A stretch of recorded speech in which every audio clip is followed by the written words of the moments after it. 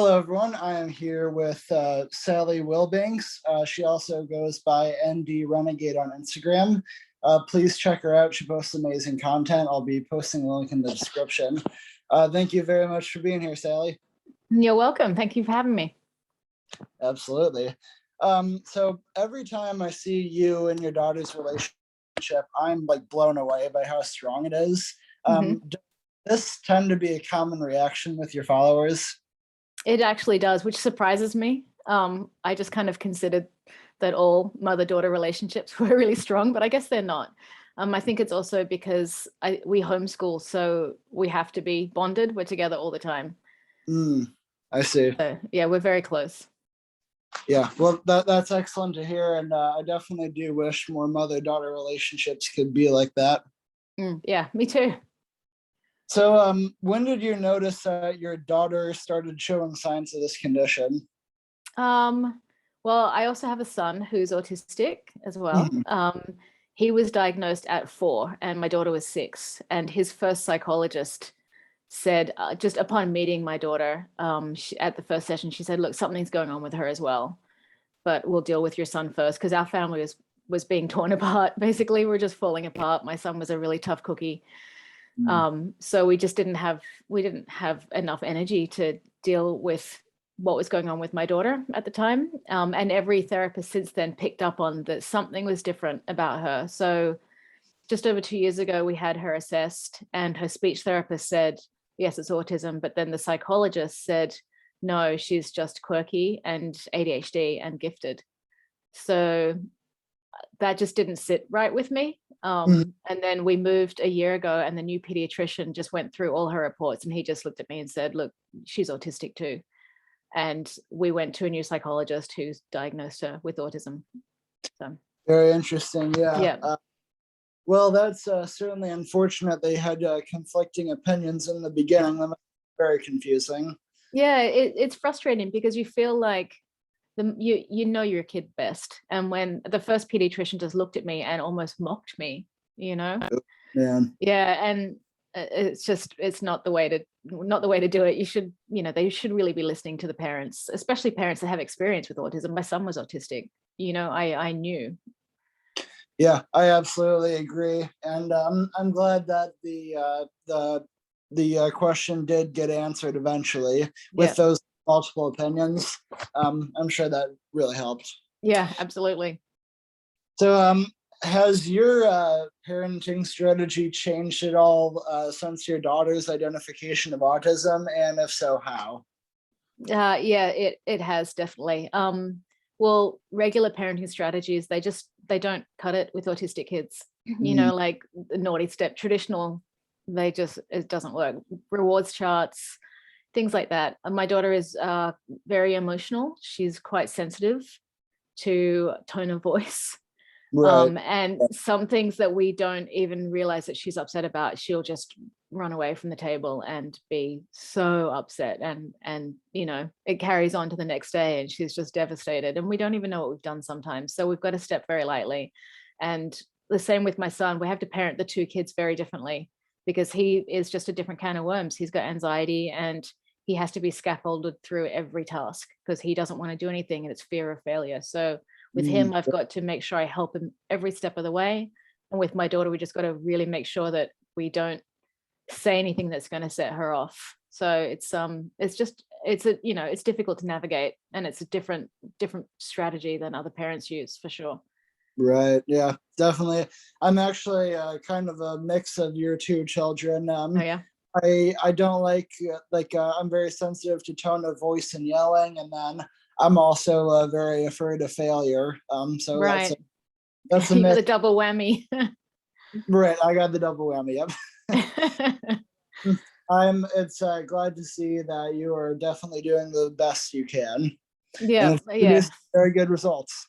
Yeah, it's about listening to them and figuring out what they need, and just and dismissing your own beliefs of how you should raise your kids, how you should parent, because I grew up with my own parents treating me the way they did, and it was all good, but it's just different from how I have to treat my children. Absolutely. So, what would you say to parents who have a really tough time looking at the positives of this condition? Um, I would say to sit with the sadness for a bit, because it does, when you first get the diagnosis for your kids, it is sad. It's overwhelming. You don't know about it. You don't know the world that they're going to be in. The video's just stopped. Are you there? Can you still Yeah, see so me? I'm just gonna. It's all good. Okay. I'll keep going. Yeah. So I think that after you spiral down and then you start to research and you start to learn about it, I think that you can claw your way out of that overwhelming, sadness that you have, and realize that there are joys to it, and your children, they are different, and you need to teach them that difference it's a positive, it's a good thing, because ultimately that, their different brains are theirs to own and to celebrate, and you have to teach them how. So Right. you just have to stay positive and find the joys, and the differences, because they are there. They're these brains are different, and it's a good thing. Yeah, yeah, absolutely. We need more neurodivergent people, I believe. Absolutely, I agree 100%. Yeah. In general, how much of a role would you say that parental support plays in the success of an autistic individual? I think it's huge. I think it's absolutely massive. I've got many people telling me that they weren't given the same support that my children are getting, and they suffered for it. They have a lot of depression, and some of them have been in and out of mental institutions because they didn't know, they just haven't been able to handle the real world. And I think the parental support that comes along with it, the positive guidance and the listening, the understanding, the empathy, and the scaffolding that you have to do for your children, I think it's essential for these kids to be raised in a positive way. Hmm. It's huge. Yeah, I absolutely have the same way, and I grew up with that same kind of support, and I believe that it almost has solely to do with my success right now.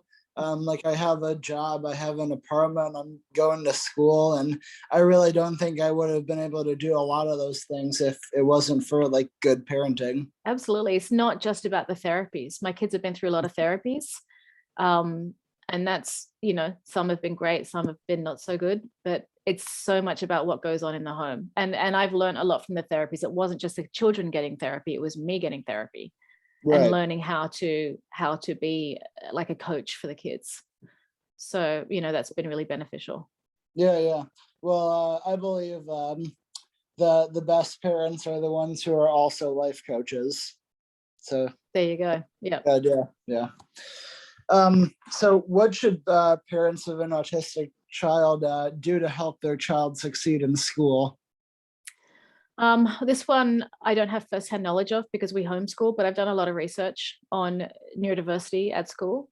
And I would say the most important thing is to keep an open line of communication with the teacher, um, and advocate. Make sure that there is a quiet space for the child to go and decompress.